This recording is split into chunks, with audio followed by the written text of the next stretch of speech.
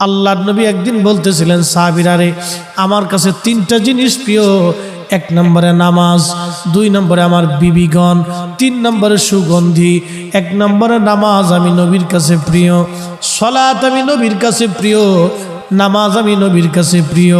সারা রজনী জেগে জেগে নবী নামাজ পড়তেন, নামাজ পড়তে পড়তে পা ফুলে যাইতো। আম্মা জান আয়েশা একদিন ডেকে বলেন, ইয়া রাসূলুল্লাহি আপনার আগে পরে সব গুনাহগুলি মাফ, আপনার তো কোনো গুনাহ নাই নবী গো, তারপরও কেন আপনি এইভাবে নামাজ পড়েন? আল্লাহর নবী ডাক দিয়ে বলেন, আয়েশা রে আমি কি আল্লাহর শুকরগুজার বান্দা হব না? আমি কি আল্লাহর কৃতজ্ঞ বান্দা হব না?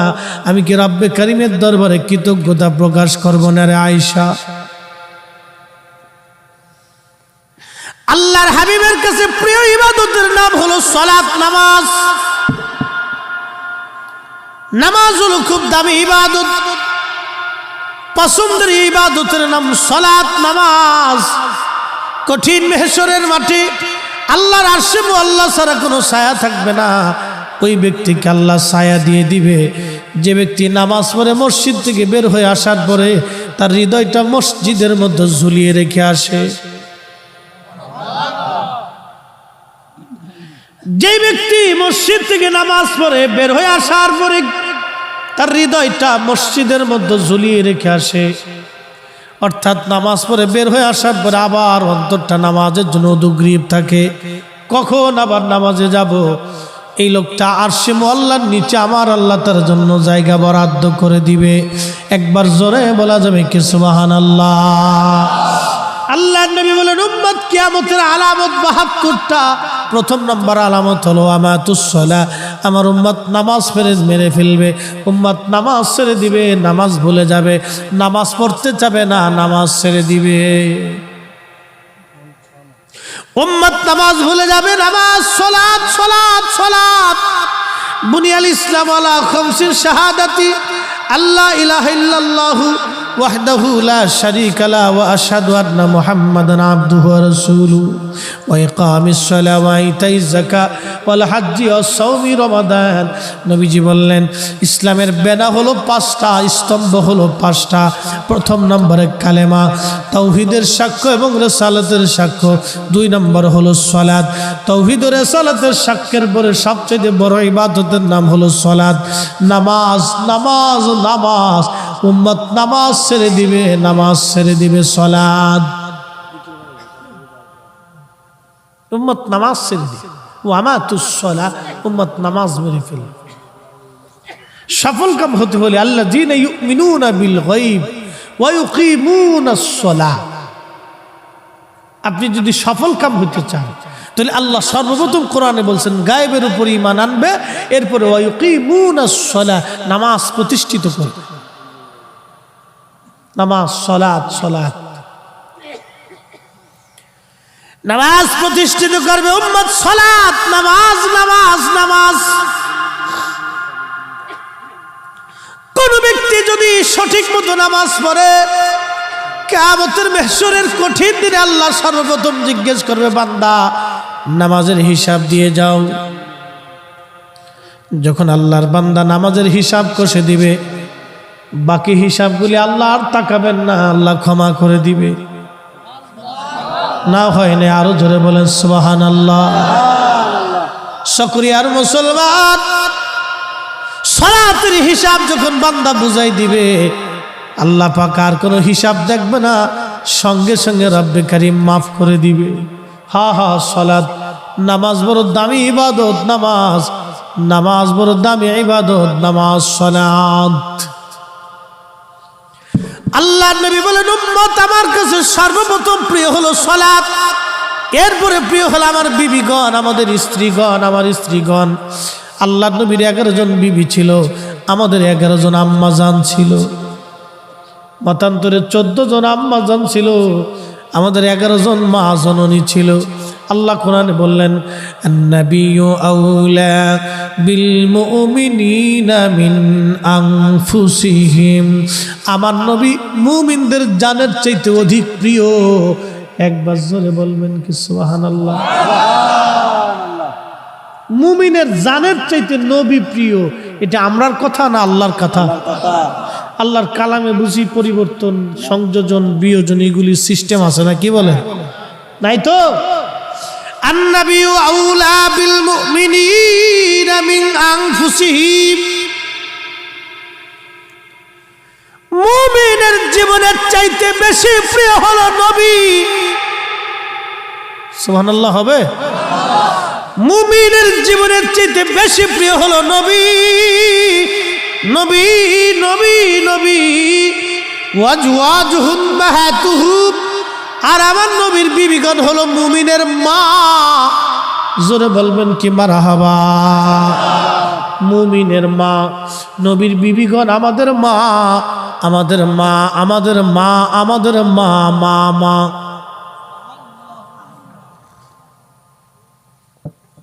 মা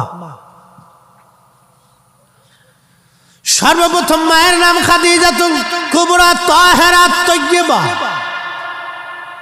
সুবহানাল্লাহ বলবেন।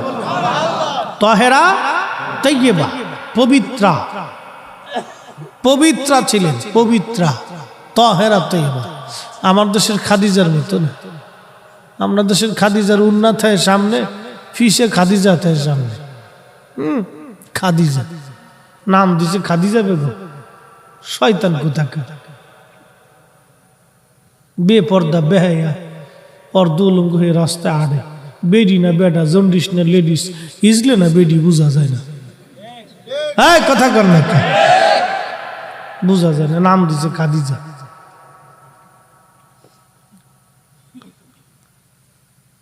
বাপের কা আব্বা ফ্যান কিনে দাও, বাবা ফ্যান কিনে দাও, দিছে ফ্যান কিনে। ওই বাপ হলো বড় হিজলে। যে বাপে তার মেয়েকে প্যান্ট শার্ট পরা, এটা হলো হিজলে। ওটা বাপ হয়েছে কি জন্য? কি কথা বলেন না?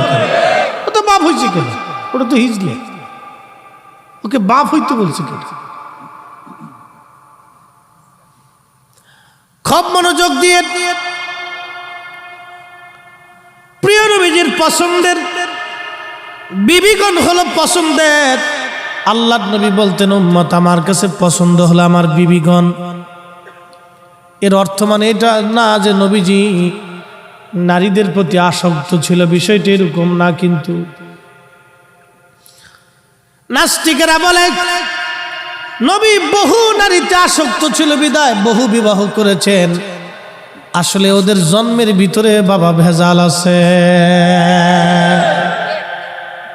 সন্দেহ আছে আপনাদের? আল্লাহর নবীর চরিত্রে ইজ্জতে যারা চাদর ধরে, ওদের জন্মের ভিতরে কি আছে? না আর জোরে জোরে কোন, জোরে কোন, কি আছে? ভেজাল আছে, ভেজাল ভেজাল ভেজাল। আরে আমরা মাযহাবের ইমাম আবু হানিফা রাহিমাহুল্লাহ, মাযহাবের ইমাম, আমরা মাযহাবের ইমাম, কত বড় আলেম ছিলেন দেখেন। তো একদিন উলামা ইকরাম নিয়ে বসে ফিকহি দর্স চলতেছে, ইলমের দর্স চলতেছে। তো বাচ্চা কাচ্চারা খেলাধুলা করে, তো একটা বল ছুটে এসে দর্সের মাঝখানে চলে আসে। সব বাচ্চারা আলেম ওলামা দেখে আর আগাইতে সাহস পারে না, দূরে দাঁড়ায় গেছে। আমাদের কিছু বাচ্চা, অনেক আদবী বাচ্চা আছে না, অনেক আদবী বাচ্চা। এই যে আমার যুবক যারা আজকে মাহফিলে বসছে, কিছু পোলাপান আছে চারপাশ দিয়ে ফেসবুক চালাইতেছে, মাইন কিছু বিড়ি টেনতেছে। এরকম পোলাপানি তো আছে, কি কথা কর না কেন? আছে না না? আবার কিছু পোলাপান আছে নেশাখোর, এমন ভাবে ভাব লইছে, উরে বাপরে বাপ, উনি দেশের নেতা। সিটকিনি কষাতে কায়দা মতো কইসে মারি দিলে একবারে চামড়া পোল্ট্রি মেরে উঠে চলে আসবে। ও সিস্টেম জানা আছে, কোথায় কোন জায়গায় কারে মারতে হবে। ও শিখে টিকে কিন্তু ওয়াজ করবার হয়েছে, খুব মনোযোগ দিয়ে। তো এই সব ছেলেরা দূরে দাঁড়িয়ে রয়েছে, বল নিতে কেউ সাহস পায় না। হঠাৎ করে একটা ছেলে দৌড়ে এসে মাঝখান থেকে বলটা থাপা দিয়ে নিয়ে চলে গেল। ইমামুল আজম ডেকে বললেন, এই ছেলেটা জারস।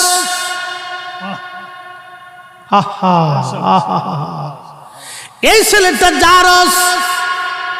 উলামা ইকরাম বলেন, হুজুর কি বললেন আপনি? ছেলেটা কেন জারস হলো? ইমামুল আজম ডাক দিয়ে বললেন, দেখো আমরা এতগুলি আলেম এক জায়গায় বসে আছি, কেউ আমাদের মাঝ থেকে কোনো বালক বল নিতে সাহস করলো না, কিন্তু এই ছেলেটা বেয়াদবের মতো এসে আমাদের মাঝ থেকে বলটা থাপা দেনি বেয়াদবের মতো চলে গেল। খোঁজ নিয়ে দেখো এই ছেলেটার জন্মে ভেজাল আছে। হায় হায় হায়, ওলামা একরাম খোঁজ নিয়ে দেখলো সত্যি এই ছেলেটা একটা পতিতার সন্তান, তার জন্মের ভিতরে ভেজাল। আল্লাহর ওলিদের কথা কখনো মিথ্যা হতে পারে না, কথা বলেন ঠিক কিনা? নারে তাকবীর, নারে রিসালাত, আহলে সুন্নাত ওয়াল জামাত। হো চকরিয়ার মুসলমান, নাস্তিকেরা বলে নবীজি বহু নারীতে আসক্ত ছিলেন বিদায় বহু বিবাহ নবী জীবনে করেছে। না না না, আমার নবী বহু নারীতে আসক্ত ছিলেন না। আমার নবীর একজন বিবি ছিল, নাম হযরত আম্মা জান সাউদা রাদিয়াল্লাহু আনহা। তিনি একজন বৃদ্ধা নারী ছিলেন, একেবারে বয়স্ক নারী ছিলেন। আম্মাজান আয়েশার জন্য যেমন একটা রাত বরাদ্দ ছিল, আম্মাজান সাউদার জন্য নবী আর একটা রাত বরাদ্দ করতেন। একবার জোরে বলা যাবে কি মারহাবা? একজন বৃদ্ধা নারীর কাছে একজন পুরুষের কি পাওয়ার আছে বলুন তো? একজন বুড়ি, যে নারী বৃদ্ধা হয়ে গেছে, চামড়া পর্যন্ত ঘুষিয়ে গেছে, এই নারীর কাছে একজন পুরুষ 40 বছরের একজন পুরুষ কি আশা করতে পারে বলেন তো? বলুন না। 50 বছরের একজন পুরুষ একজন বৃদ্ধা 70 বছরের বৃদ্ধা নারীর কাছে কি আশা করবে বলেন তো? কিন্তু তারপরেও আল্লাহর নবী আম্মাজান আয়েশার জন্য যেমন রাত বরাদ্দ, আম্মাজান সাউদার জন্য তেমন বরাদ্দ ছিল। রাসূল করিম উম্মতকে শিখিয়েছেন, উম্মত তোমার যদি দুইটি স্ত্রী থাকে, দুইজন বিবি থাকে, দুইজন বিবিকে যদি তুমি সমান চোখে না দেখো, দুইজন স্ত্রীর সাথে যদি সমান আচরণ তুমি না করো, দুইজন বিবির মধ্যে যদি ইনসাফ তুমি কায়েম না করো, তাহলে ওই উম্মতকে কিয়ামতের ময়দানে আল্লাহ রাব্বে করিম প্রতিবন্ধী করে ল্যাংড়া খুরা বুবা বানাইয়া প্রতিবন্ধী বানাইয়া কিয়ামতের ময়দানে তার উঠানো হবে। আহা, কি কঠিন শাস্তি, একটু চিন্তা করেন তো। কোটি কোটি মানুষ দেখবে এটা ল্যাংড়া কানা খোরা, কারণ তার দুইটা স্ত্রী ছিলেন, সে সমানভাবে দেখে নাই, একটারে ভালো ভালো খাবার দিছে আর একটারে মারতে ধরে। এরকম বাংলাদেশে বহু আছে, কি কথা বলেন না কেন? আছে না? বহু আছে, বহু পুরুষ আছে দুইটি স্ত্রী বিয়ে করছে, এক স্ত্রীর খোঁজ নেয়। আর একটা সুন্দর এটি খালি ঘুরে, এগুলোর ফাইলে কায়দা মতো বাটাম সালাম দিয়ে দিতে দরকার। এগুলোর হলো বাটাম সালাম দিতে হবে, নগদে বাটাম সালাম, বাকি ঝুঁকি দিয়ে লাভ নেই। হ্যাঁ, এগুলো নগদ বাটাম সালাম। বুঝতে পারছেন? ইসলাম এমন চমৎকার জীবন ব্যবস্থা। হযরত ওমর রাদিয়াল্লাহু তাআলা বাটাম সালাম দিয়ে দিতে। বাটাম বুঝছেন? আমাদের ফরিদপুরের ভাষায় বলে বাটাম, মানে লাঠি চালান। একবারে জাগার উপরে খাড়ার উপরে লাঠি চালান দিয়ে দিলে সব সোজা হয়ে যাবে। প্রকাশ্যে লাঠি চালান, তাও ইসলামিক আইন হলো প্রকাশ্যে লাঠি চালান দিয়ে দাও, সবাই মিলে দেখবে। সেনাবাহিনীর ট্রেনিং কেউ কোনোদিন দিচ্ছেন কিনা জানি না, সেনাবাহিনী যদি একজনের দোষ করে শাস্তি সবার হয়ে যায়। ভুল করবে একজন, সারাক্ষণ এটা চালাস না বাপ, এটা ভিতরেটা চালাস না, এটা জ্বালা যন্ত্রণা। হ্যাঁ, আমার দরকার নেই আওয়াজ, এমনি বালা, এটা পলিউশন, বেশি সাউন্ডে স্নায়ুর সমস্যা হয়, ব্রেনে এফেক্ট করে, ঝামেলা আছে। আমরা বক্তাদের ব্রেন পারফেক্ট না থাকলে জ্বালা। এই জন্য আমাদের ঘুম আগে পারফেক্ট হইতে হয়, বিশ্রাম ঠিক থাকতে হয়, নাহলে ওয়াজ ডাইনেরটা বামে চলে যাবে, বামেরটা ডাইনে, পিছনেরটা সামনে, উপরেরটা নিচে যাবে, কোনো ওয়াজের তালের ঠিক থাকে না। বুঝতে পারছেন? এটা খুব পারফেক্ট জিনিস, এটা ঠিক থাকতে হবে। খলিফাতুল মুসলিমিন হযরত ওমর বাটাম চালান মারতেন, নগদের উপর বিচার করা হতো, হযরত ওমর নগদের উপর বিচার করে দিতেন। বন্ধ করে দাও ভাই, আমার কাছে ওষুধ দিলাম।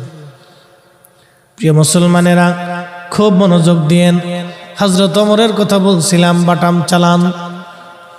সেনাবাহিনীর ভিতরে ভুল যদি একজনের হয়, শাস্তি সবাইকে দেওয়া হয়।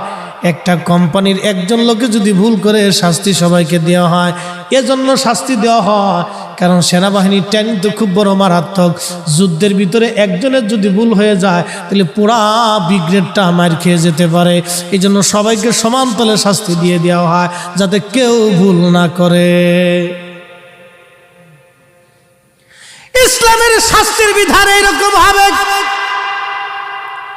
ভুল করতে হবে, ভুল হয়ে যাবে, শাস্তি বিধান চালু হয়ে যাবে,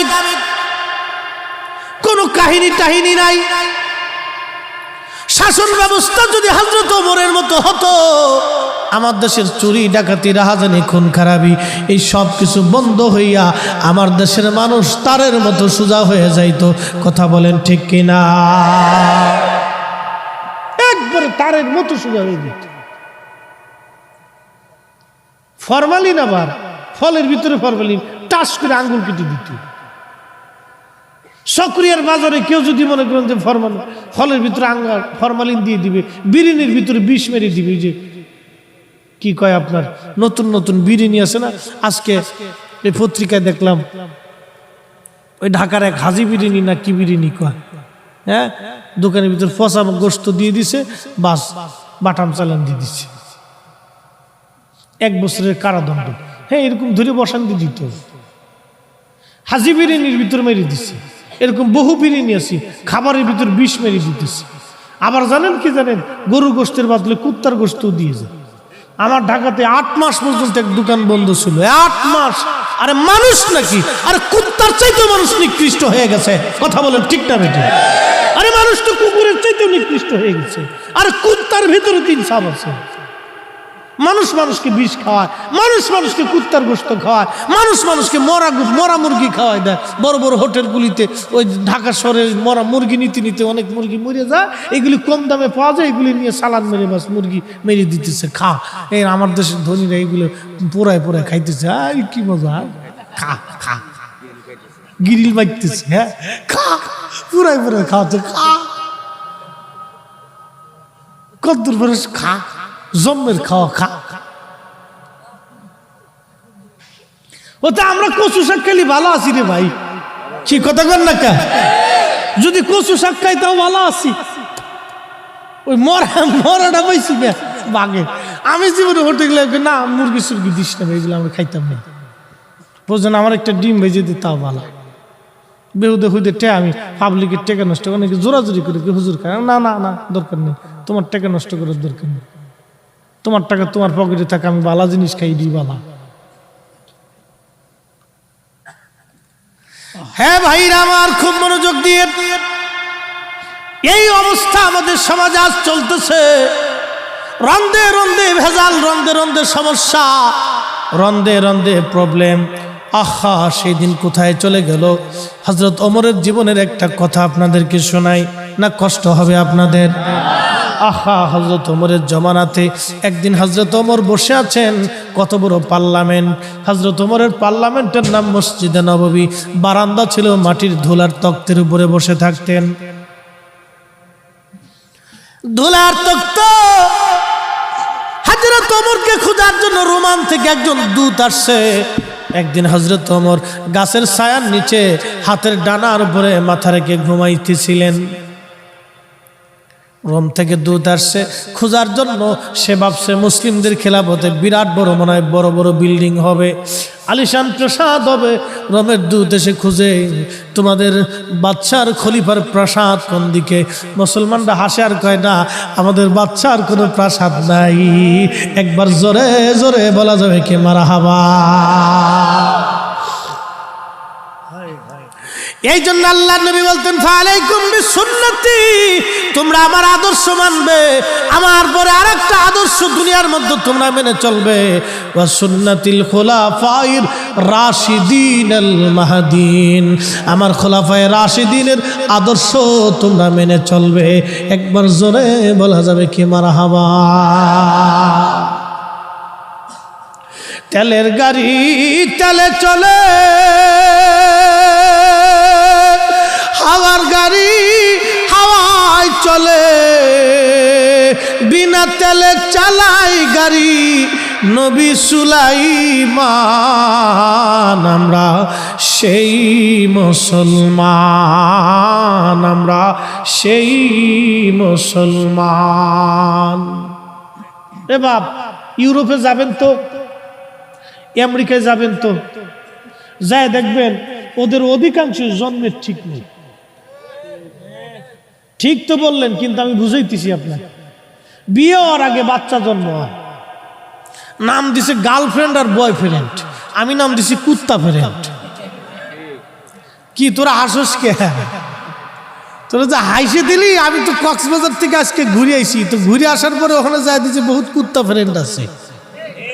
ঠিক আসতে গলিকা জোরে খ। আমি সমুদ্র সৈকত থেকে আজকে ঘুরে আইছি, পোলাপানের জ্বালা মাসিনে খালি খুঁজাকে একটু সমুদ্রে যাবো, চল যায়। তো যাই দেখি যে বহুত কুত্তা ফ্রেন্ড ঘুরতেছে, কুত্তা ফ্রেন্ড। কুত্তা ফ্রেন্ড তো বুঝছিস, বয়ফ্রেন্ড আর গার্লফ্রেন্ড, এটার নাম দিচ্ছি কুত্তা ফ্রেন্ড। এরকম যদি কেউ বলে তাহলে বুঝবি যে ওইটা শেষ হয়ে গেছে। ওই মেয়ে বিয়ে করাচ্ছে তো সারা জীবন ওইভাবে পড়ে থাকবি। তুই ওই মেয়ে বিয়ে করলে তোর জীবন শেষ হয়ে যাবে, তোর জিন্দেগি শেষ হয়ে যাবে, তোর মাথার থেকে পা পর্যন্ত পুরোটাই শেষ হয়ে যাবে। আল্লাহর নবী বলছেন, উম্মত তুমি তাকওয়াবান নারী দেখে বিয়ে করো, পরহেজগার নারী দেখে বিয়ে করো। ও কালা হোক, ও কালো হোক, মিসমিসে কালো হোক, যদি পরহেজগার হয়ে থাকে আল্লাহর কসম এটাই তোমার জন্য জান্নাত হবে। কথা বলেন ঠিক না বেটে? খুব মনোযোগ দিয়ে। তেহেদের দেশে হলো বয়ফ্রেন্ড আর গার্লফ্রেন্ড, ও বিয়ে হওয়ার আগে বাচ্চা হয়ে যায়। কি হয়? কিন্তু একটা কথা আপনাদেরকে বোঝানোর জন্য আনছি, এই উন্নত বিশ্বগুলি আমেরিকা যাই বলেন না কেন, আমি একবার ভুটান গেছি, আজকের কথা না, পরে আরো 5-7 বছর আগে ভুটানে গেছি মাহফিল করার জন্য। ওই জায়গার থেকে মাহফিল করে ভুটানে গেছি আমি, আজকের বলা না। কালকে আবার ইন্ডিয়ার ভিসা ওঠানোর জন্য যাব, ভিসা হয়েছে আর কি, মার্চে যাব। তো খুব মনোযোগ দিয়ে, তো ওই ভুটানে যাওয়ার পরে দেখি সব হাফ প্যান্ট পরা রাস্তা দিয়ে বেরিয়ে হাঁটতেছে। তা আমি কি কইলেও এলেন আপনারা আমারে? তাকে হুজুর কিছু করার নাই, আপনি নিচের দিক চাইতে না, আপনারা ধরে লয়ে যাই। কি করবো কন, কি জ্বালার জ্বালা। এক হোটেলে ঢুকার পরে দেখি খালি বোতল সাজানো। তা আমি বললাম, ওটা কি? হুজুর এগুলো বোতল শাহ। বোতল শাহ বুঝছেন? মদ মদ মদ মদ, এতে এগুলো খায়। আমি বললাম, এই হোটেলে আমি খাবো না, না খেয়ে থাকবো তাও খাবো না। কোনো মুসলিম হোটেল থাকলে আমার নিয়ে চলে। তো সারাদিন না খাওয়ার পরে বিকেলবেলা শেষে জায়গা যাইয়া এক হোটেল ছিল মুসলিম হোটেল, যায় দেখি হজরত আলা হজরত রহিমাহুল্লাহর নাম খুব সুন্দর করে মাজার শরীফের ছবি টবি দিয়ে একবার সাজাই থুয়ে দিছে। একবার জোরে বলবেন না মারহাবা? একবারে কাঠটা শুনবি, দেখে কলিজাটা ভরে গেল। বললাম, হ্যাঁ ওনার কাছে খাইতেই। পরে উনি গরুর গোশত দিয়ে আমার খুব সুন্দর করে খাওয়াইছে। ওখানেও যায় দেখি আলা হজরত, এই জোরে কর না মারহাবা। ওখানেও যায় দেখছি মানুষের হৃদয়টাকে তিনি এভাবেই জয় করেছিলেন। আরে রসুলের গোলাম যারা হয়ে যায়, কুল মখলুক তার গোলামি করে।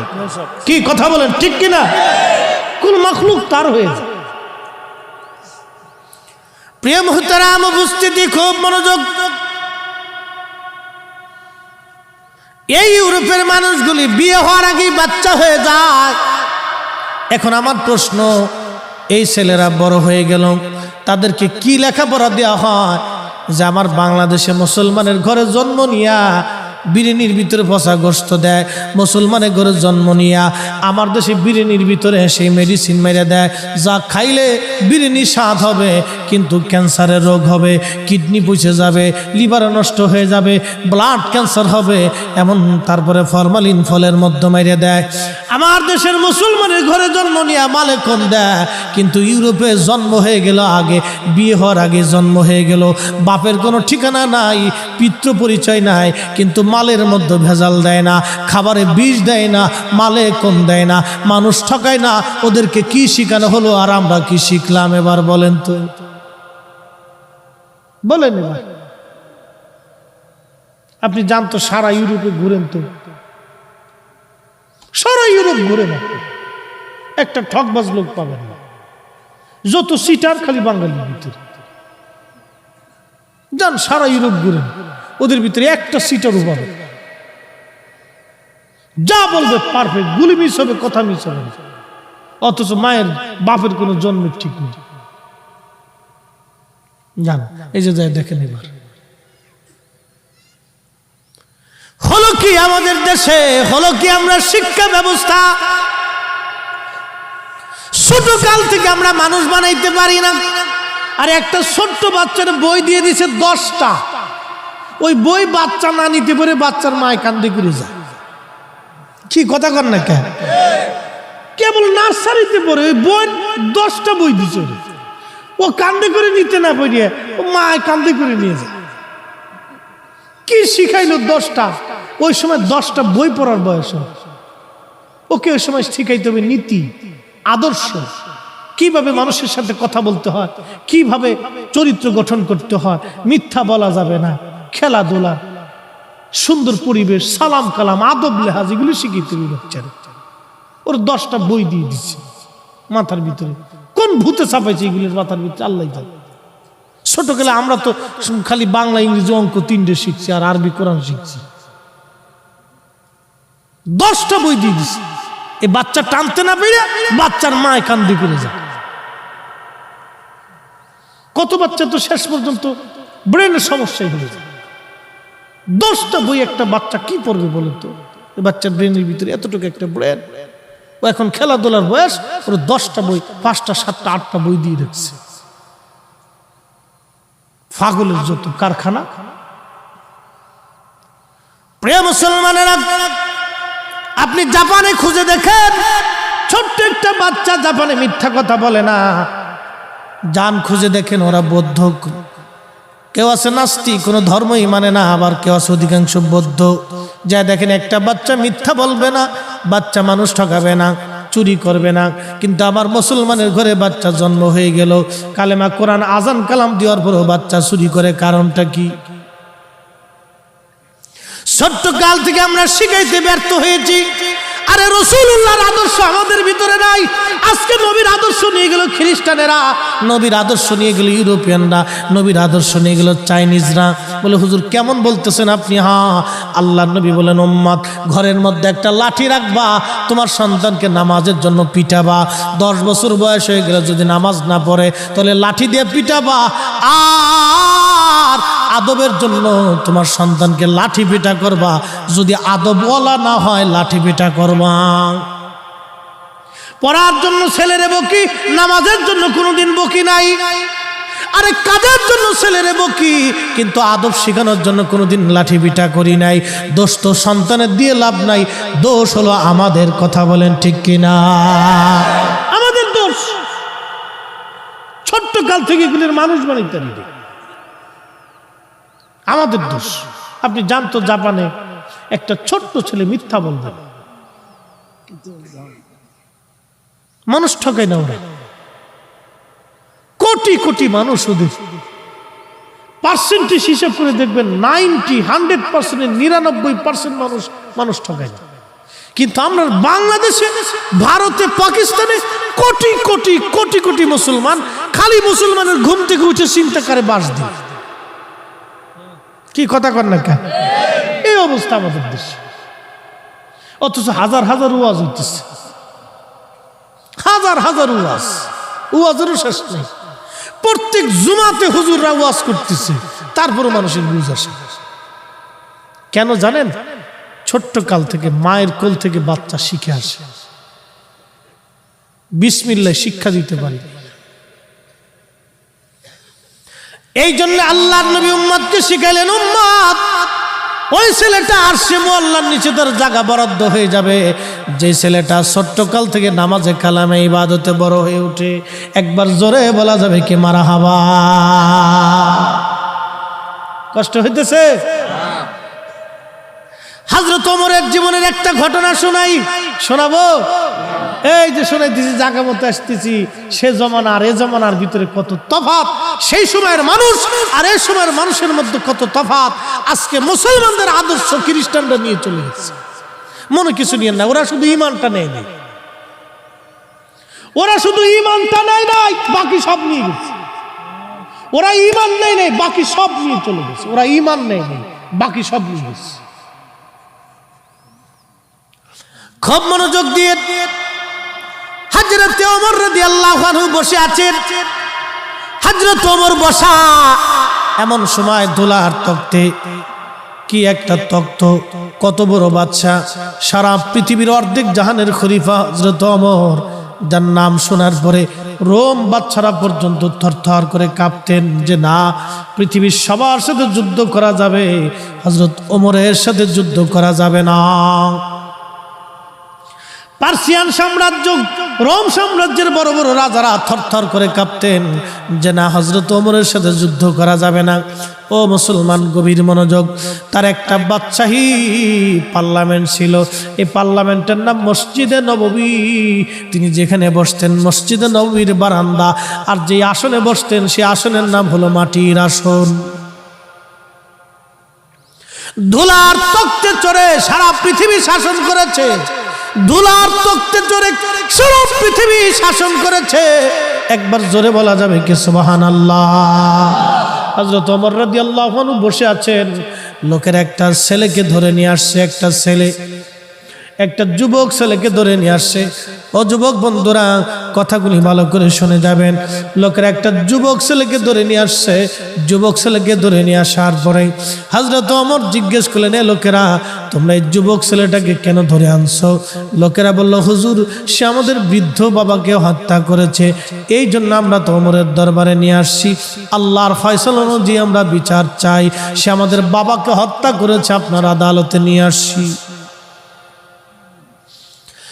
হযরত ওমর রাদিয়াল্লাহু আনহু বলেন, যুবক তুমি কি তাদের বৃদ্ধ বাবাকে মেরে ফেলছো?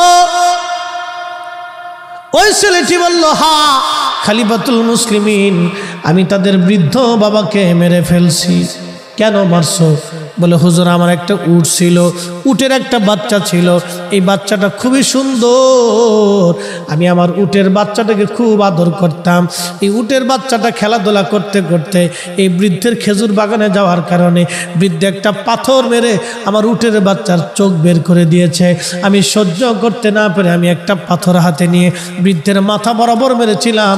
আমি ইচ্ছা করে মারি নাই, তাকে শাস্তি দেওয়ার জন্য আমি পাথর মেরেছিলাম রাগান্বিত অবস্থায়, কিন্তু পাথরটা মাথায় আঘাত করার কারণে বৃদ্ধ সহ্য করতে না পেরে সে মারা যায়। হযরত ওমর বললেন, যুবক তুমি ইচ্ছা করেই মারো আর অনিচ্ছা করেই মারো, হত্যা তোমার দ্বারা সংগঠিত হয়েছে, আল্লাহর ফয়সালা অনুযায়ী আমি তোমাকে মৃত্যুদণ্ড দেব। ছেলেটি বলল, হুজুর আল্লাহর ফয়সালার কাছে মাথা পেতে দিলাম, আল্লাহর ফয়সালার কাছে মাথা পেতে দিলাম, কিন্তু আমাকে 3টা দিনের জন্য আমাকে দয়া করে জামিন দিয়ে দেন, আমাকে 3টা দিনের জন্য জামিন দেন। হযরত ওমর বললেন, যুবক তুমি জামিন দিয়ে কি করবে?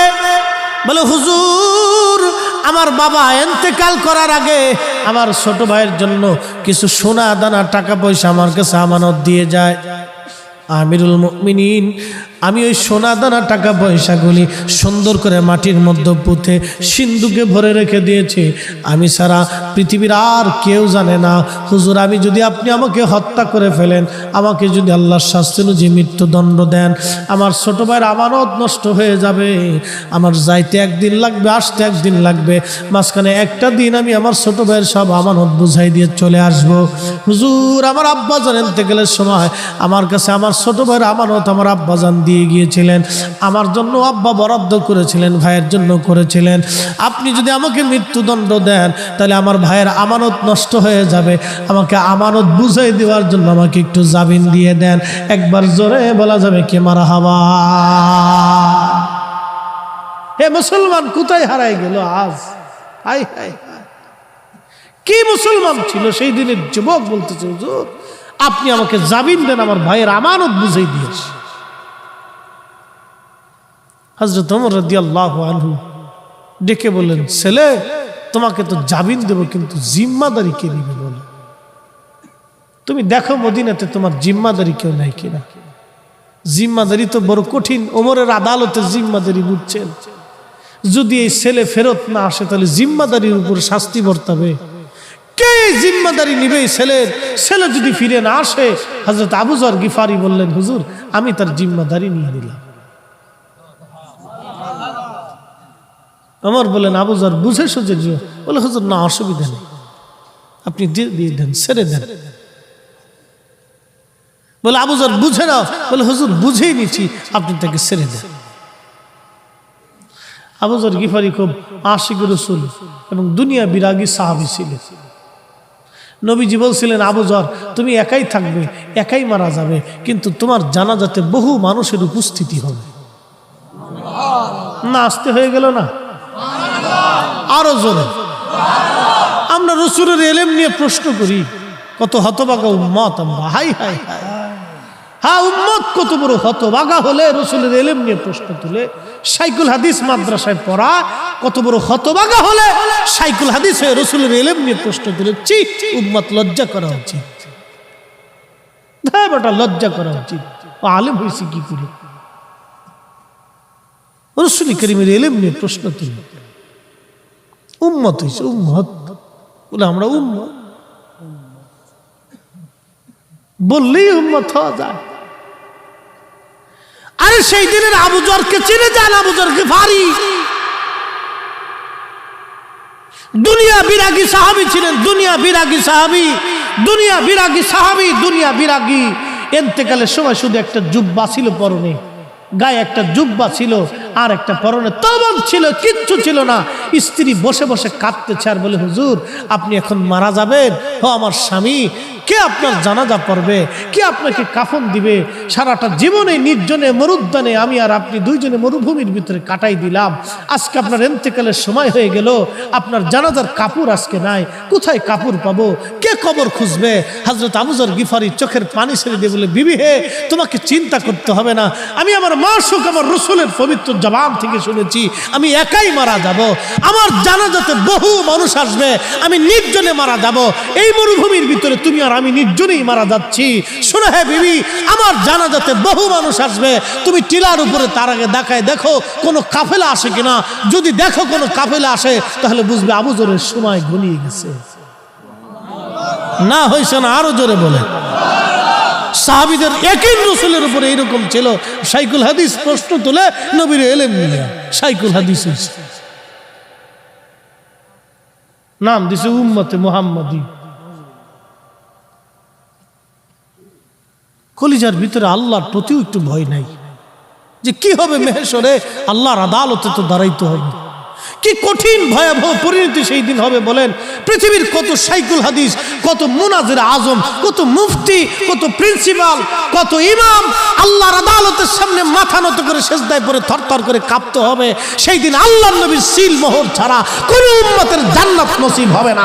কথা বলেন ঠিক না বেঠে? আল্লাহ রাসূলের সিল ছাড়া কোন উম্মত সেই দিন জান্নাতে যাবে না, সে যত বড় শাইখুল হাদিস হোক না কেন। নবীর মহান ইজ্জতের কাছে 4 পয়সা মূল্য নেই, কিচ্ছুই না। রাসূল কারীমের মহান ইজ্জতের তুলনায় আমাদের কিচ্ছু নাই, কিছুই নাই, কিছুই নাই, কিছুই নাই আমাদের। না আমি শাইখুল হাদিস, তুমি শাইখুল হাদিস তাতে কি হয়েছে বেটা? রাসূল কারীমের জুতা মোবারকের সাথে যে ধুলা লেগেছিল, এই ধুলার সাথে ধুলা, ধুলার সাথে ধুলা, তারও কোটি বিলিয়ন কোটি ভাগ করার পরে একটা ছোট্ট অনু অংশ এক পাল্লায় দিলে, তোমার আমার মতো কোটি কোটি বক্তার শাইখুল হাদিস উম্মত আর এক পাল্লায় দিলে নবীর কদম মোবারকের ধুলার ওজনের সমান হবে না। কথা বলেন ঠিক না বেঠিক?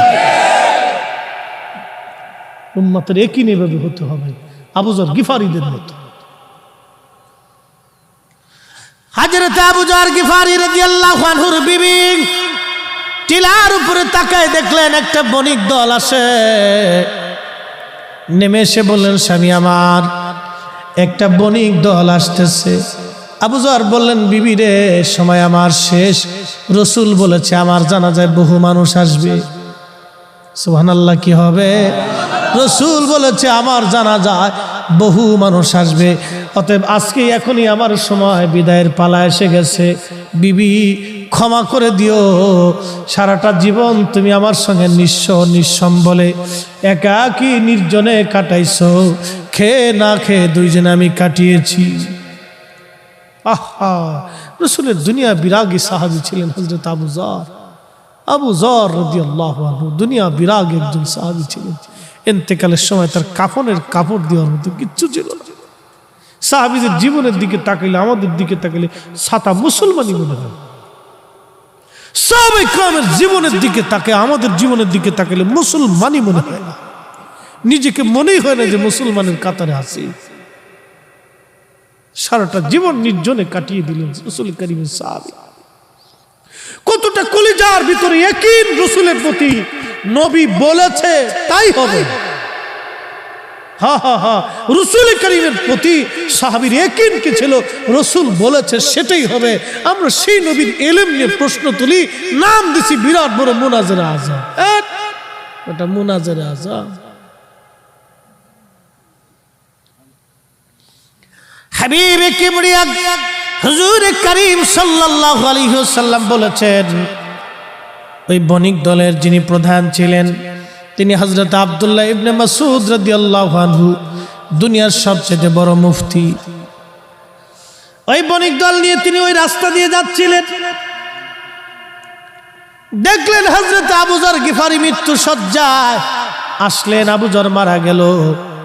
উনার সুন্দর কাফন দাফনের ব্যবস্থা করে, কবর খনন করে, বিরাট বড় বণিক দল নিয়ে হযরত আব্দুল্লাহ ইবনে মাসউদের ইমামতিতে আবু যর গিফারির জানাজার নামাজ হয়ে গেল। নবী যা বলেছিলেন তাই হয়েছে, একটা শব্দ মিথ্যা হয় নাই। একবার জোরে বলা যাবে কি ইয়া রাসূলুল্লাহ? তাকবীর, নারে রিসালাত, শাহেনশাহ মদিনা। কি করে বুঝাবো আপনাকে বলেন তো? এই জন্য আল্লাহ বলছেন আমিনু, ঈমান আনো কামা আমানান নাস।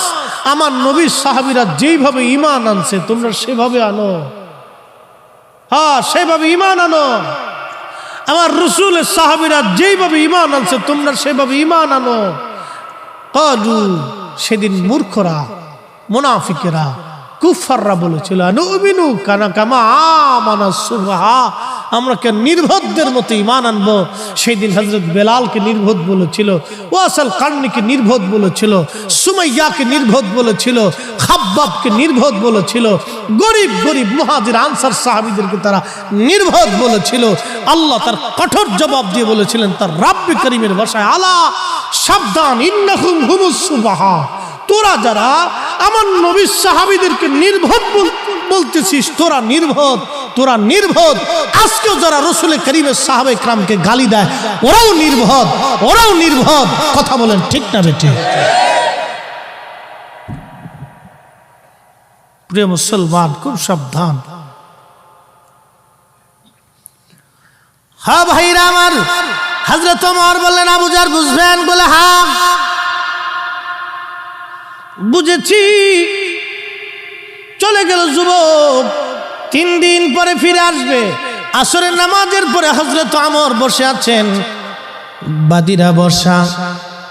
আসামি আসবে, আসবে কিনা, কে আসবে, কখন আসবে? আবু যর গিফারি আসামির কাঠগড়ায় দাঁড়ানো। হযরত ওমর বললেন, আবু যর, তোমার আসামি কি ফিরে আসবে? আবু যর বললেন, হ্যাঁ, সন্ধ্যা ঘনিয়ে আসার আগে আমার মন বলে যুবক ফিরে আসবে। তখন সাহাবায়ে কেরাম কেঁদে ফেললেন, ও বাদীরা, মামলা উঠাও। হযরত ওমর এমন একজন বিচারক, চুল পরিমাণ ডানবাম হবে না তার বিচারে। পৃথিবী উল্টে যাবে কিন্তু ওমরের বিচার কখনো ভুল হবে না। পৃথিবী ধ্বংস হয়ে যাবে কিন্তু হযরত ওমর স্বজনপ্রীতি করবে না। শোনো, একটা যুবকের জন্য নবীর আজকে দামি সাহাবী আজকে মারা যাবে। নবী একটা যুবকের জন্য আল্লাহর নবীর একজন দামি সাহাবী আজ মারা যাবে। না না না, তোমরা মামলা উঠায় নাও। বাদীরা বলল, না, বাবার হত্যার ফয়সালা টানতে আসছি, আমরা ফয়সালা ছাড়া ফিরে যাব না, আমরা ফিরে যাব না। হ্যাঁ, চকরিয়ার মুসলমান, চকরিয়াবাসী, সেই দিন কিছুক্ষণ পরে সূর্য ডুবে যায়। লালিমা বর্ণ ধারণ হয়ে গেছে, একেবারে কুসুমের মতো, ডিমের কুসুমের মতো লালিমা হয়ে গেল। এমন সময় যুবক হাঁপাইতে হাঁপাইতে দৌড়েছে, সবার সামনে সালাম দিলেন, আসসালামু আলাইকুম রহমতুল্লাহ, আমিরুল মুমিনিন, আমি ফিরে এসেছি আমার ভাইয়ের আমানত রক্ষা করে। আপনি আপনার হাত আল্লাহর বিধান কার্যকর করতে পারেন। হযরত আবু যর, 3 দিন আপনাকে কষ্ট দিয়েছি, ক্ষমা করে দিবেন। আজকে 3 দিন আপনি ব্যতিব্যস্ত ছিলেন আমার জন্য চিন্তায়, আমি আমার ভাইয়ের হক আদায় করে আমি ফিরে চলে আসলাম। পুরা দরবার তখন শান্ত, কোনো শব্দ নাই। হযরত ওমরের চোখ বেয়ে বেয়ে পানি পড়তে লাগলো। এমন একটা ভালো ছেলে আজ মারা যাবে। আল্লাহ পাক বাদীদের হৃদয়ের ভিতরে তখন দয়া সৃষ্টি করে দিলেন। বাদীরা ডাক দিয়ে বলল, আমিরুল মুমিনিন, যেই ছেলেটা তার ভাইয়ের হক আদায় করার জন্য হযরত ওমরের মৃত্যুর কাঠগড়া থেকে ফিরে বাড়ি পর্যন্ত যাওয়ার পরে আবার ওমরের মৃত্যুর কাঠগড়ায় ফিরে আসতে পারে, এই ছেলেটা আমাদের বাবাকে ইচ্ছা করে মারে নাই, ও বড় আমানতদার, সে ভুলবশত হত্যা হয়ে গেছে হুজুর। আমরা এই মামলা উত্থাপন করলাম, এই আসামির প্রতি আমাদের আর কোনো মামলা নাই, আমরা তাকে ক্ষমা করে দিলাম। আমিরুল মুমিনিন হযরত ওমর যাতে তাকে ক্ষমা করে দেয়।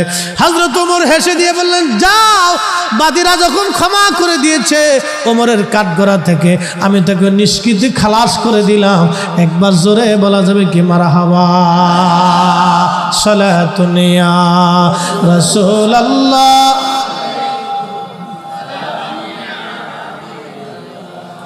সালাতুন ইয়া রাসূলুল্লাহ। খবর লয়া রসুল্লাহ, খবর লও মেরে মাওলা মেরে আকা, খবর লও সালাতুন ইয়া রাসূলুল্লাহ আলাইকুম, সালামুন ইয়া হাবিবাল্লাহ আলাইকুম। ও মুসলমান, এটা ছিল হযরত ওমরের আমলের মুসলমান, সেই দিনের মুসলমান।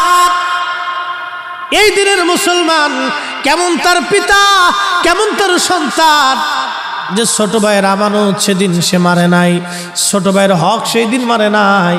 আমরাও মুসলমান, তারাও মুসলমান, আমরাও মুসলমান, তারাও মুসলমান, আমরাও মুসলমান, তারাও মুসলমান। আজকে আমাদের হলো কি, বড় ভাই ছোট ভাই মারামারি হয়, ঝগড়া হয়, কিলিকিলি হয়, গুতাগুতি হয়, মামলা হামলা হয়, কোর্ট আদালত হয়, জমি জমা নিয়ে ঝগড়া ফাসাদ হয়, অথচ 100 টাকা নিয়ে যাওয়ার সুযোগ নেই, 100 টাকা নিয়ে যাওয়ার সুযোগ নেই। জমি জমা নিয়ে খুন খারাপি হয়, মারামারি হয়, কাটাকাটি হয়। হো চকরিয়ার মুসলমান, কাকে ওয়াজ শোনাবো? রন্দে রন্দে সমস্যা। আল্লাহ আল্লাহ, যারা ওয়াজ শুনে, যারা ওয়াজ শুনে না বাজান, যাদের ভিতরে ভেজাল আছে অধিকাংশই তারা ওয়াজ শোনে না, ওয়াজে তারা আসে না, ওয়াজে তারা বসে না। কি কথা বলেন, ঠিক না বেঠে? নেশাখোর, সোর বাটপার, সিটার বাটপার মাহফিলে আসে না। কি কথা কর? সিটার বাটপার এগুলি মাহফিলে আসেও না, বসেও না। তেমন ওয়াজ শোনাবো কারে বলেন তো?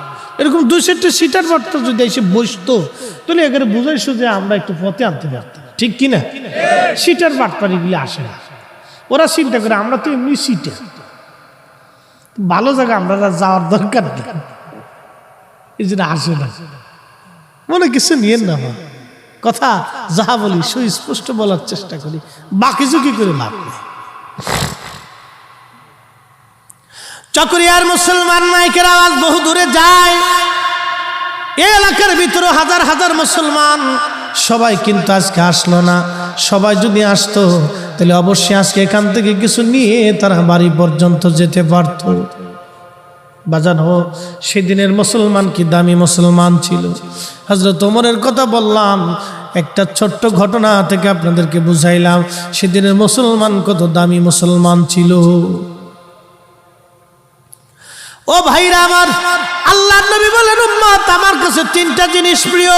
1 নম্বরে নামাজ, 2 নম্বরে আমার বিবিগণ, 3 নম্বর সুগন্ধি। একবার জোরে কন্যা মারহাবা। 2 নম্বরে বিবিগণ, তাহলে স্ত্রীদের সঙ্গে কি আচরণ ভালো হবে না খারাপ হবে? কেমন ভালো হবে জানেননি? আল্লাহর নবী বলেন, উম্মত তোমার স্ত্রীর সঙ্গে যদি তোমার ঝগড়া হয় তাহলে কথা বন্ধ করে দাও, তারপরও যদি না হয় তাহলে বিছানার সজ্জা আলাদা করে দাও, যদি তারপরেও তোমার স্ত্রী সোজা না হয় তাহলে এর মুরব্বীদেরকে ডেকে নিয়ে এসে একটা সমাধান করে ফেলাও। ধাপ 3টে, তারপর গায়ে হাত দেওয়া যাবে না। প্রথম নাম্বার, কথা বন্ধ করো। যদি তোমার স্ত্রী তারপরেও সোজা না হয় তারপরে তুমি তার সাথে বিছানা আলাদা করে দাও, যদি তারপরে সোজা না হয় মুরব্বীদেরকে ডেকে ঢুকে এনে ঝামেলা পাকা, অর্থাৎ ঝামেলা মীমাংসা করে দাও, তারপরেও ঝামেলা করবে না। যদি তারপরেও মারতে হয় এরপর একটা তুলার লাঠি বানাইয়া তোমার স্ত্রীর গায়ে পিটাইবা। তুলার লাঠি আইসে তো দিলে একদিন তুলার লাঠিতে ফিটিয়ে দেখেন কি মজা লাগে। বউ দেখবেন গরুর গোস্ত রাখতে খাওয়াই দিচ্ছে, যাক পাওয়া গেছে একটা তুলার লাঠি। আর ইসলাম কত সুন্দর জীবন ব্যবস্থা। স্ত্রীর গায়ে হাত দিতে নবী কেন নিষেধ করলেন জানেন কি? বিবিরা, মেয়েরা আমাদের অধীনস্থ, আল্লাহ তাদেরকে আমাদের অধীনস্থ করে দিয়েছেন। হা হা, স্ত্রীদেরকে আল্লাহ আমাদের অধীনস্থ করে দিয়েছেন। তারা আমাদের অধীনস্থ, আমাদের চোখের আনন্দ দেয়, মনের আনন্দ দেয়, আমাদের জীবনের আনন্দ দেয়, আমাদের সুখে দুঃখে ডানে সামনে পিছনে থাকে। কি কথা বলেন না কেন, ঠিক কিনা? চোখের আনন্দ দেয়, মনের আনন্দ দেয়, আপনার ডানে বামে সামনে পিছনে সুখে দুঃখে সে আপনার পাশে থাকে। এই জন্য স্ত্রী আপনার অধীনস্থ। অধীনস্থদেরকে আল্লাহর নবীজি মারতে অনুমতি দেয় নাই, ভালোবাসতে অনুমতি দিয়েছে। আর ইসলাম কত চমৎকার জীবন ব্যবস্থা, আল্লাহর নবীর সুন্নাত কত চমৎকার জীবন ব্যবস্থা। এই জন্য নবী উম্মতকে শিখাই দিয়ে বলেন, উম্মত আমার কাছে সবচাইতে প্রিয় আমার বিবিগণ, যাতে উম্মতের কাছে স্ত্রীগণ প্রিয় থাকে, স্ত্রীর সাথে ঝগড়া ফাসাদ না করে, ঝামেলা না করে, উম্মত যাতে সুখে থাকে। 1450 বছর আগে নবী শিখাই দিয়ে গেলেন। হাই হাই, এই জন্য আমরা নবীর উম্মত। উম্মত শব্দের অর্থ হলো অনুসারী, অনুসারী, অনুসারী। কিন্তু দুঃখের বিষয় হলো আমরা অনুসারী হয়ে বুঝলাম না। আল্লাহর নবী বলেন, সুগন্ধি আমার প্রিয়, উম্মতে বিড়ি টানে। কষ্ট নিয়েন না, কিন্তু চট্টগ্রামে এটা আইব ধরে না, চট্টগ্রামে এটা দোষ ধরে না। আল্লাহ রসুলের কাছে প্রিয় হলো সুগন্ধি। সুগন্ধি, সুগন্ধি লাগাবেন, সুগন্ধি। এটা আল্লাহ রসুলের কাছে খুব প্রিয় ছিল। একসাথে বলা যাবে মারহাবা। আমাদের দেশে বুকে হাত বেঁধে নামাজ পড়ে এক দল আছে না, এটার এক মৌলবী ওয়াজ করছেন, নবীজি আমাদের মতো মানুষ ছিলেন বিদায় নবীজির মুখ থেকে দুর্গন্ধ আসত। হ্যাঁ না, কুত্তা তো আরো ভালো। আমি বলতেছি, আমাদের ওই দক্ষিণবঙ্গে এক হুজুর ওয়াজ করতো, আগার পাড়া হাসে দিলি কইলে দাঁড়া, আগার পাড়া দেগার খাসি তোলালো, তবু পাড়ার ভবো খাসলাত না গেল। তার মানে বুঝেন নাই? বুঝাই দিছি। পাড়া চিনছেন তো, যে এটা তুলায় না, এটা কিন্তু গালি টালি না, কিন্তু এটার যতই সাবান আর শ্যাম্পু দেন ওর শরীর থেকে দুর্গন্ধ আসে। কি কথা ঠিক কিনা? ওর যতই শ্যাম্পু দিয়ে আপনি গোসল করান ওর শরীর থেকে দুর্গন্ধ আসবে। আর ওর যত তুলান, বিসি ফেলাই দেন না কেন, ওই পাড়ার যে বিসি আছে এটা ফেলানোর পরে দেখবেন যে আগে যে এটা ভোবো খাসলা ছিল, চরিত্র আসছিল এরকম বদ চরিত্র, এই বদ চরিত্র নাম হলো ইফটিজি। আমার দেশে এরকম কিছু পাড়া পোলাপন আছে, সুন্দরী মেয়ে দেখলে খালি উত্তক্ত করে। কথা কন না, আসে না নি নাই? বাংলাদেশ সরকারের জন্য একটা আইন পাস করছে, একবারে সুন্দর কাজ করছে, বাটাম চালান নগদের উপর। প্রধানমন্ত্রীকে ধন্যবাদ দিতে হয় কাজের জন্য। বাটাম চালান একবারে নগদের উপর। হ্যাঁ ঠিকই তো, বাটাম চালান না দিলে আপনার বোন, আপনার স্ত্রী, আপনার মেয়ে রাস্তা দিয়ে হাঁটবে, ও আসে ফির চালান দিবে। এটা কি মগের মূল্যক দেশ নাকি? 30 লক্ষ মানুষের জীবনের বিনিময়ে এটা স্বাধীন হয়েছে। আমার মেয়ে রাস্তা দিয়ে স্বাধীন মতো চলতে পারবে না, তোর জন্য বাটাম চালান নগদের উপর মেরে দিতে হবে। কি কথা বলেন, ঠিক না বেটে? দেশের যত লুচ্চা আছে সব একবারে তারের মতো সোজা করে দিতে হবে। হযরত ওমরের মতো কাহিনী চলবে, বাকি ঝুঁকি করলে সমস্যা, বাকি ঝুঁকি করলে সমস্যা। খুব মনোযোগ দিয়েন বাপ।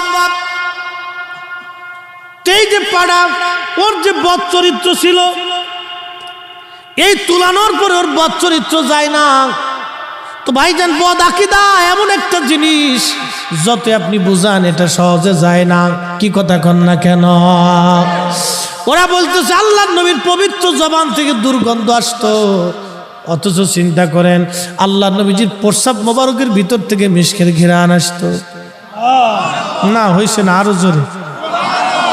অথচ একই পানি আমিও পান করলাম, আপনিও করলেন। নবীজির শরীর মোবারকের ঘাম, ঘামের ভিতর থেকে মিশকের ঘ্রাণ আসতো, অথচ আপনি বগলের নিচে একটু সকাল থেকে সন্ধ্যা পর্যন্ত গোসল হবে না। একাধারে 7 দিন পর্যন্ত যদি আপনি গোসল না করেন তাহলে পাড়া পর্যন্ত ফেল হয়ে যাবে। কথা কম, জোরে কর। আমাদের দেশে একদল আছে, কোনটা মশার কোনটা দাঁড়িয়ে নিজেও জানে না, গাঁজা মাজা খাইয়া 1 বছর পর্যন্ত গোসল করে না, চুল দাঁড়িয়েও ঠিক মতো কাটেও না, চাষেও না, বগল তলাও চাষে না, নাম দিছে আমরা ফকির। ওটা আজাজিল। কি কথা কর না? এটা কি? নামাজ কালাম কিচ্ছু না, এটা আজাজিল, ওটা শয়তান। এটা আজাজিলের চেয়ে নিকৃষ্ট। শয়তান ওরে দেখলে হাসে আর কে, ওরে বাপ তুই দে আমার সাথে বড় চিটার। কি ভাব লইছিস যে তুই? দাড়ি বসে এক জায়গায় করে একবারে সামনে একটা পাটলে আপনার সামনে দে টাকা দে, আমি পাগল, দে টাকা দে। ও পাগল, পাগল হলি ঠিক আছে না? কেন টাকাটা চিনি, ওর ল্যাংটা করে ফিটানোর দরকার। তুই পাগল হইছ, তো টেকা চিনিস কেমনে রে পাগল? আল্লাহর পাগল কি আর টেকার লেগে পাগল রে বেটা? দেশে কত সিটার বাট পারে যে ভরে গেছে ভাই, বইলে শেষ নেই। আহা, আল্লাহ পাক এই সমস্ত ফেতনা থেকে আমাদেরকে বাঁচাক বলে না আমিন। রন্দে রন্দে রন্দে রন্দে ফেতনা ভরে যাচ্ছে আজকে। আরে শরীরে সব জায়গায় ঘা হয়ে গেছে, মলম কয় জায়গা দিবে? সমস্ত শরীর অঙ্গে প্রত্যঙ্গে ঘা জায়গায় জায়গায় হয়ে গেছে, মলম কয় জায়গা দিবে? এই জন্য আপনাদের জন্য একটাই নির্দেশনা, আল্লাহ রাসূল বলেছেন, উম্মত তোমরা কোরআনের পরে আমি নবীর সুন্নাহ মেনে চলবা। যদি মেনে চলো তাহলে তোমার জীবনে শান্তি, কোনো চিন্তা নাই। হ্যাঁ, নবীর সুন্নতকে এই জন্য দাঁত দিয়ে কামড় দিয়ে ধরে রাখতে হবে। সুবহানাল্লাহ বলা যাবে না? একবারে দাঁত দিয়ে কামড় দিয়ে খুব শক্ত মতো ধরে রাখতে হবে, খুব মজবুতের সাথে ধরে রাখতে হবে, শক্ত মতো ধরে থাকতে হবে। আল্লাহ রাসূল বলেছেন, ফিতনা ফাসাদের জামানায় আমি রাসূলের একটা হারিয়ে যাওয়া সুন্নাহকে যদি আমল করতে পারো তো 100 শহীদের সওয়াব তোমার আমল নামে দিয়ে দেওয়া হবে। আস্তে কেন রে যুবক, জোরে বল না সুবহানাল্লাহ। চুল তো মেসির মতোই কাটে, নেইমারের মতো কাটে। ফুটবল খেলা নিয়ে এবছর কয়টা মরছে তার হিসেব নেই। একটা কারেন্টের খাম্বায় পতাকা উঠাবার যায়, শেষে কারেন্টে ভাগ্নে যেহেতু আইসো আর মামা বাড়িতে যাওয়ার দরকার নেই, কারেন্টে ধরছে ধরে একবারে জাগার উপর শেষ। ও পতাকা উঠাবার যে ওখানে শেষ হয়ে গেছে। আহা, নিজের কত সুন্দর জীবনটা একটা দেশের পতাকা উঠাইতে যে মরে গেল। খেলা নিয়ে মারামারি করে 2 গ্রুপে মরে গেল। নিজের জীবন কত সুন্দর জীবনটা খেলা নিয়ে মারামারি করে মরে গেল। এই চট্টগ্রামে সেই ব্রাজিল একদিন জিতছে, মাহফিল করে আমি সেই আপনার কি বলে শহরে আরেকটা মাহফিল আসতেছি। ওই খেলার দিন কি আর পোলাপানে যা লাইতে পারি, ওরে বড় মিছিল দিছে, পোলাপান ল্যাংটোয়ে ফেলাইতেছে, দি প্যান্টরে খুলে হাফ প্যান্ট পরে মাথার উপর দেখলে ঘুরাইতেছে। আমার গাড়ির পিছনে একটা বোম ফুটাইছে। শেষে আমি দেখ, আমি হুজুর মানুষ, মাহফিলে যাবো, তোর একটু সাইড দি। আধা ঘন্টা করে সাইড দিছে। আমি তোর দল ঠকবো রে, বদদোয়া করছি, যা তোর দল ঠকবো। আমার আজকে সাইড দিলি না, আধা ঘন্টা পর্যন্ত কষ্ট দিলি রে, তোর দল ঠকবো, যা। যারা ব্রাজিল আছেন তারা মনে মনে খেপছে আমার উপরে। যে হুজুরি লেগে ঠিকই আছে।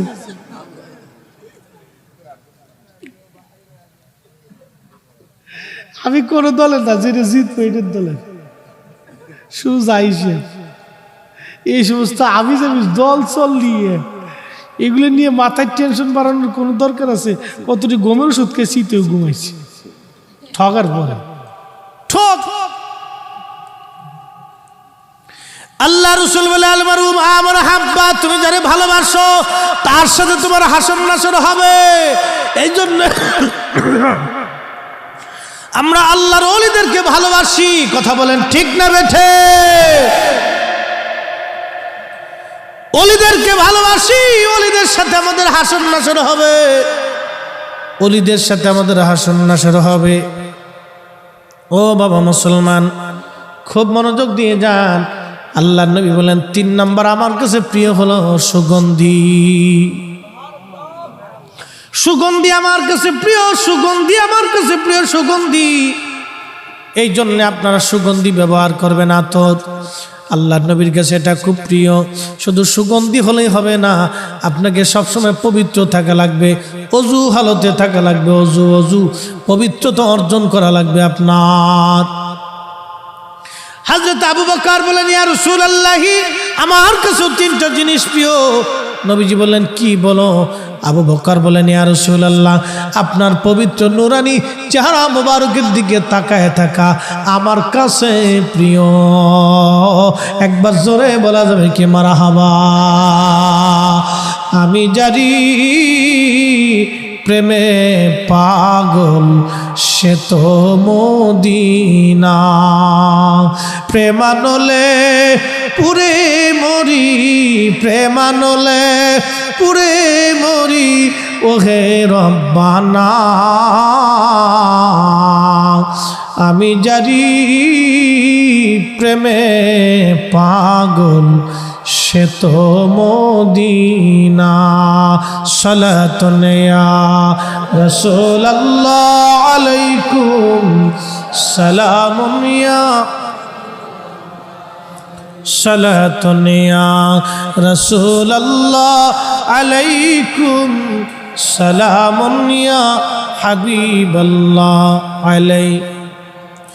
ও ভাইরা আমার, সাহাবায়ে কেরামের আদর্শ আমাদের নিতে হবে, নবীজির আদর্শ নেওয়া লাগবে। এই জন্য যদি শান্তি পেতে চান, আল্লাহর নবীর সুন্নত ছাড়া বিকল্প কোনো রাস্তা নাই। আছে? কোনো রাস্তা নাই। নবীর আদর্শ খুঁটে খুঁটে খুঁটে খুঁটে আমাদের মধ্যে নিতে হবে। আমাদের ছোট ছোট বাচ্চাদেরকে নবীর আদর্শ শিখাইতে হবে, আমাদের মেয়েদেরকে নবীর আদর্শ শিখাইতে হবে, আমাদের স্ত্রীদেরকে নবীর আদর্শ শিখানো লাগবে। এই জন্য আমি আমার যুবক বন্ধুদেরকে বলবো, বন্ধু বিয়ে করার দিন থেকে সুন্নত পালন শুরু হবে। বলে হুজুর কোনটা? বিয়ে করতে যাবেন সুন্নত তরিকায়, বউ নিয়ে আসবেন সুন্নত তরিকায়, বিয়ে হবে সুন্নত তরিকায়। 1 নম্বরে যৌতুক হারাম। যৌতুক কি? চট্টগ্রামে আরাম,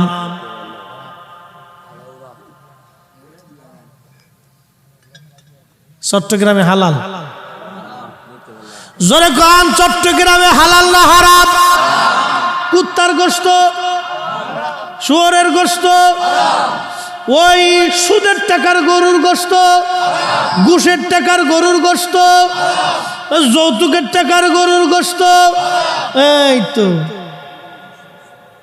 সারছে না কাম। এবার মনে কিছু নিয়ে না। পায়খানাকে পায়খানাই বলতে হবে, পেশাবকে পেশাব বলতে হবে, পেশাবকে শরবত বললে হবে না। বাপ, আমি ফরিদি সাহেব মুতলে শরবত হবে না, কি বলেন? হ্যাঁ, আর আপনি মুতে দিলে এটা হারাম হবে না? কি হারাম হারামই থাকবে। বাপ, শুয়োরের গোশত যেরকম হারাম, কুত্তার গোশত যেরকম হারাম, সুদের টাকা ঘুষের টাকা যেরকম গরুর গোশত একই রকম হারাম, যৌতুকের টাকার গরুর গোশত একই রকমই হারাম। ঠিক আসতে কেন জোরে বলেন? জীবনের নিয়ত করবেন, বিয়ে করবেন, 1 টাকা যৌতুক দিবেন।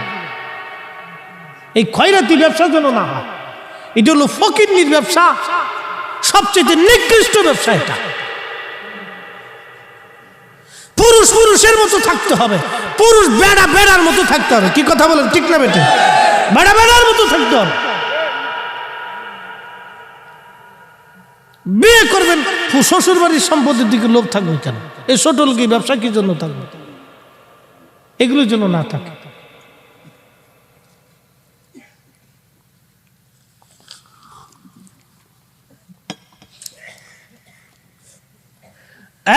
এইগুলি থাকবে না বন্ধুগণ, এইগুলি হারাম। যেগুলি হারাম হারামি। এই জন্য বিবাহটা যেন নবীজির সুন্নত তরিকা অনুযায়ী হয়। বিয়েটা যেন মসজিদের মধ্যে পড়ানো হয়। পড়ানোর পরে খেজুর যাতে ছিটানো হয়, খেজুর যাতে সবাইকে দেওয়া হয়। একবার জোরে বলা যাবে কি মারহাবা। সাজাইয়া গুজাইয়া আলকাত্র শুনুন লিপস্টিক মাখাইয়া একবারে আপনার বউডারে সুন্দর করে একবারে অর্ধ উলঙ্গ বানাইয়া একবারে মানুষের দেখাইতে দেখাইতে নিয়ে নারে তাকবীর, হয় না আর জোরে নারে তাকবীর, নারে রিসালাত, আলে সুন্নাতুল জামাত, সভাপতি সাহেবের আগমন, হুজুর কেবলার আগমন, হাশিমি হুজুর কেবলার আগমন, নারে তাকবীর, আল্লামা কাজী সাদিকুর রহমান হাশিমি সাহেবের আগমন, নারে তাকবীর।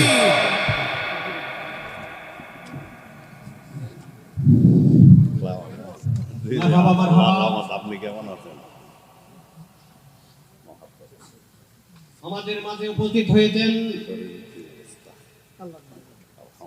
আজকের মাহফিলের সম্মানিত সভাপতি, পীরে তরিকত, রাহনুমায়ে শরীয়ত, জানশিনা আমিনে মিল্লাত, খলিফায়ে দরবারে আলা হযরত হযরতুল হাজ আল্লামা শাহ সুফি কাজী সাদিকুর রহমান হাশিমি মাদ্দাজিল্লাহুল আলী, সভাপতি আঞ্জুমান আশিকান মুস্তাফা সাল্লাল্লাহু তাআলা আলাইহি সাল্লাম বাংলাদেশ, সাজ্জাদানশীন আলামিন হাশিমি দরবার শরীফ চট্টগ্রাম।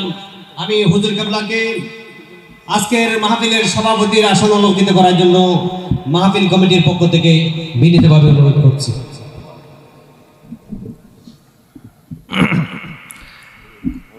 আমরা সবাই বলি মারহাবা।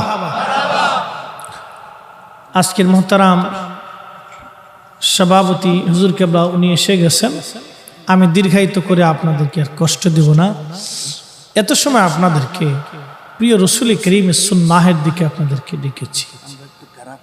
হ্যাঁ বলবো ইনশাআল্লাহ। মোহতারাম উপস্থিতি, আমাদের উদ্দেশ্য এক এবং অভিন্ন। প্রিয় ভাইরা, দুনিয়ার থেকে তো আমাদের আজ অথবা কাল কবরে চলে যাওয়া লাগবে। কথা বলেন ঠিক কিনা? এই জন্য আমি আমার প্রিয় যুবক কলিজার টুকরোদেরকে বলবো, বিসমিল্লাতে জীবন সাজানোর সময় জন্য আপনাদের সুন্নতটা শুরু হয়। আপনার স্ত্রীকে মাথার থেকে পা পর্যন্ত বুরকা পরায় তারপরে নিয়ে আসবে। সারা জীবন সে পর্দার ভিতরে থাকবে, আপনাকে টেনশন করতে হবে না।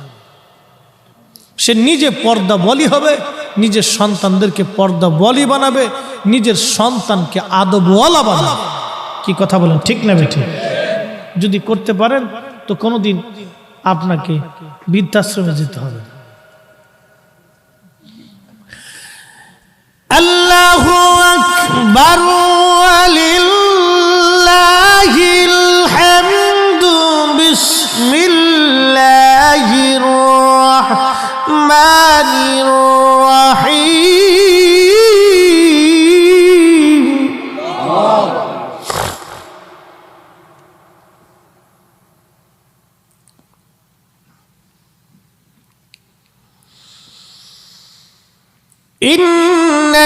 ইন্নাল্লাযীনা আমানু ওয়া আমিলুস সালিহাতি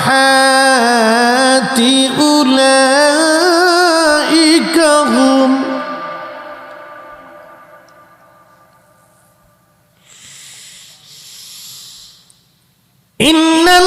ইন্নাল্লাযীনা আমানু ওয়া আমিলুস সালিহাতি উলাইকা হুম খায়রুল বারিয়া।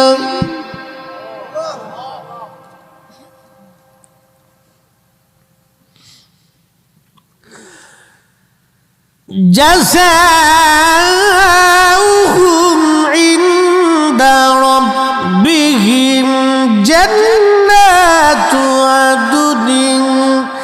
تجري من تحتها الأنهار